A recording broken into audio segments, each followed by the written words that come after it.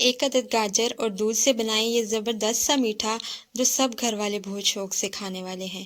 बिस्मिल्लाहिर्रहमानिर्रहीम, अस्सलाम वालेकुम। आज हम बनाएंगे गाजर और दूध से ज़बरदस्त सा मीठा जो एक अदद गाजर से हम बनाएंगे, लेकिन सब घर वालों ने उसको शौक से खाना और सबको पूरा भी आएगा। तो यहाँ पे हमने ले लिया सबसे पहले एक पैन में दूध मैंने यहाँ पे लिया 3 पाव के करीब। तो मेरे पास जो था फ्रीज़र वाला दूध था, तो हम उसको थोड़ा मेल्ट कर लेंगे। दूध जैसे ही मेल्ट होगा तो उसके बाद हमने उसमें शामिल कर देने हैं चावल। यहाँ पे मेरे पास जो दूध था वो बॉयल नहीं था, मैंने उसको आपके पास अगर बॉयल मिल्क हो तो आप वो भी ऐड कर सकते हैं। मेरे पास जो था कच्चा दूध था, मैंने वही ऐड किया यहाँ पे। अब यहाँ पे हमने लिए हैं चावल जो होते हैं आम, कोई भी सफ़ेद वाले चावल आप ले लीजिए जो खीर के लिए यूज़ होते हैं। वो आपने लेके उनको सोक करके रख देना, तकरीबन 1.5-2 घंटे वो सोक रहेंगे। उसके बाद आपने हाथों से मसल के उनको इस तरह से छोटे छोटे पीसेस में कर लेना है। उसके बाद आपने वो दूध में ऐड कर देने हैं। जैसे ही दूध हमारा मेल्ट हुआ, इसमें से जो बर्फ़ जमी हुई थी वो मेल्ट हुई, तो हमने इसमें चावल ऐड कर दिए। चावल जो है ऐड करने के बाद हमने बॉयल का वेट करना है। जैसे ही दूध में बॉयल आएगा तो उसके बाद हमने यहाँ पे इसमें शामिल कर देनी है गाजर जो मैंने एक ही अदद लिया, उसको मैंने ग्रेटर के ज़रिए ग्रेट कर लिया। छोटे वाला ग्रेटर जो पतले वाला होता है, बारीक जो इसके वो जिससे ग्रेट किया जाता है, मैंने वो यूज़ किया। यहाँ पे बिल्कुल हमने गाजर को बारीक कद्दूकश करके वो ऐड कर लिया। यहाँ पे मैंने एक ही गाजर यूज़ की है जो मैंने शुरू में दिखाई थी, तो उसी को हमने ग्रेट करके इसमें ऐड कर दिया। अब यहाँ पे गाजर ऐड करने के बाद इसको हमने कर लेना है दूध में मिक्स। बहुत ही ज़बरदस्त सा ये मीठा बन के तैयार होता है और एक ही गाजर से मैंने बनाया है और सब घर वालों ने इसको खाया था।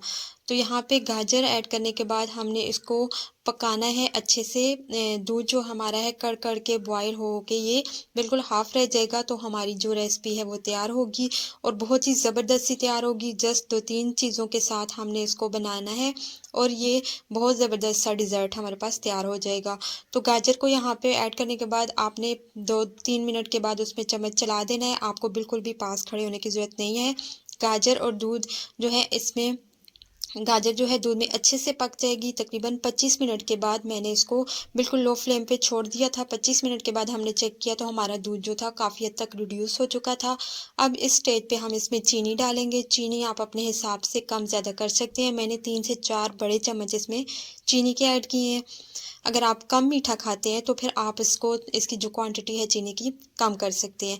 अब चीनी यहाँ पे ऐड करने का मकसद ये था कि दूध में पहले जब दूध रिड्यूस होगा तो हम चीनी दूध की क्वांटिटी के हिसाब से डालेंगे तो वो ज़्यादा हो जाएगी। आपने लास्ट में जब दूध रिड्यूस हो जाए उसके बाद जब आप चीनी डालेंगे तो आपको अंदाज़ा हो जाएगा कि इतनी क्वांटिटी में हमने चीनी को ऐड करना है जो ज़्यादा ना हो। अब यहाँ पे आप इसकी थिकनेस चेक कर सकते हैं। दूध अच्छे से रिड्यूस होके जब इसमें खोया बनता है तो उसका जो इस डिज़र्ट का जायका है वो बढ़ जाता है। तो यहाँ पे हमारा जो डिज़र्ट था, हमारा जो गजरेला था वो तैयार हो चुका है। हमने आज ये एक गाजर और थोड़े से दूध के साथ ज़बरदस्त सा गजरेला तैयार किया है। अब इस फ्लेम को मैंने यहाँ पे ऑफ़ कर दिया था क्योंकि हमारी जो रेसिपी है वो तैयार हो चुकी है। इससे ज़्यादा हमने इसको थिक नहीं करना, क्योंकि जब हम इसको बाद में ठंडा करेंगे फ्रिज में रखने के लिए फ्रिज में रखेंगे तो इससे इसकी जो कंसिस्टेंसी है वो और थिक होगी। तो यहाँ पे आपने इसको इतना ही थिक रखना है। तो इसकी कंसिस्टेंसी आप चेक कर लीजिए। मैंने इसको बाउल में ऐड कर दिया था। बाउल में डालने के बाद मैंने इसको फ्रिज में रख दिया था ताकि ये अच्छा से ठंडी हो जाए। और जब आप इसको चिल करके ठंडा करके खाएंगे तो इसके गजरेले का मज़ा जो है वो 2 गुना बल्कि 3-4 गुना बढ़ जाएगा। तो यहाँ पे हमने इसको डिश आउट कर लिया है। ज़बरदस्त सा ये गजरेला तैयार है। इसको आप किसी भी ड्राई फ्रूट के साथ गार्निश कर सकते हैं और ड्राई फ्रूट ना हो तो आप इसको एज इट इज़ भी खा सकते हैं। बहुत ज़बरदस्त रेसिपी है, आप ज़रूर ट्राई कीजिएगा। वीडियो अच्छी लगी हो तो लाइक और शेयर ज़रूर कर दीजिएगा। चैनल पे न्यू है तो मेरे चैनल को भी सब्सक्राइब करके बेल का आइकन प्रेस कर दीजिएगा। Thanks for watching.